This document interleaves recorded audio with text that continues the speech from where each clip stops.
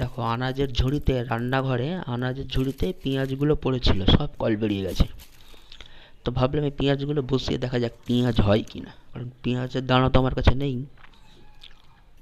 তো এই বিস্কুটের পেটিটাও পড়েছিল।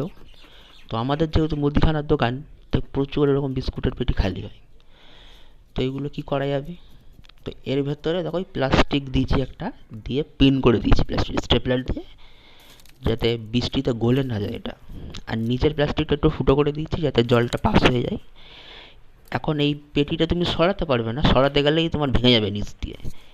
এক জায়গায় রেখে দিলে মোটামুটি 1 বছর চলে যাবে এটা।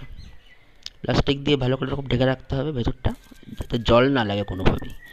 আর মাটি খোঁচানোর সময় সাবধানে খোঁচাতে হবে, যাতে খোঁচা না লাগে, তাহলে প্লাস্টিক ফুটো হয়ে পুরো ছিঁড়ে বেরিয়ে যাবে একদম।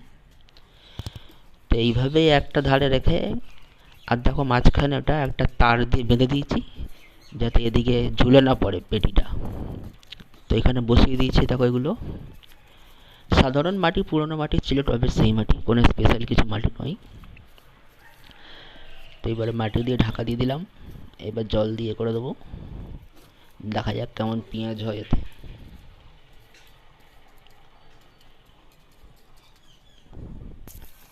এই দেখো এটা প্রায় মাস দুয়েক বাদের রেজাল্ট হচ্ছে এইটা। দেখো পেটির মধ্যে থেকে দেখো পেঁয়াজগুলো কি সুন্দর হয়েছে। দানা থেকে বসালে মনে হয় একটা একটা পেঁয়াজ হতো, মাঠে যেরকম হয় একটা একটা পেঁয়াজ, যেহেতু এটা কল বেরোনো পেঁয়াজ থেকে বসানো হয়েছে, দেখো একসঙ্গে কতগুলো হয়েছে পেঁয়াজ। আমি তো ভাবছিলাম হবেই না, কেবলমাত্র পেঁয়াজ কলি খাওয়া যাবে, কিন্তু পেঁয়াজ কলিও হয়েছে। আবার দেখো কতগুলো করে পেঁয়াজ হয়েছে এগুলো।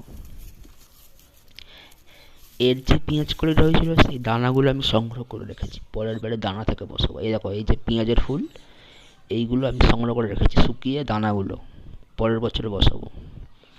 এই দেখো দেখো যে কি সুন্দর পেঁয়াজগুলো হচ্ছে, পুরো এক ঝুড়ি মতো পেঁয়াজ পেয়েছিলাম এখান থেকে।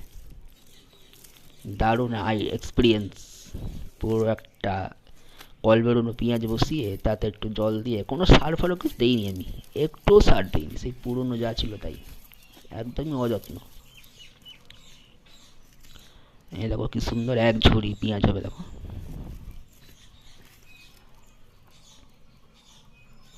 3টে 4টে করে হয়েছে একটা থেকে। এই দেখো পুরো ধুয়ে ভিজে সাফ করেছি, কি সুন্দর হয়েছে।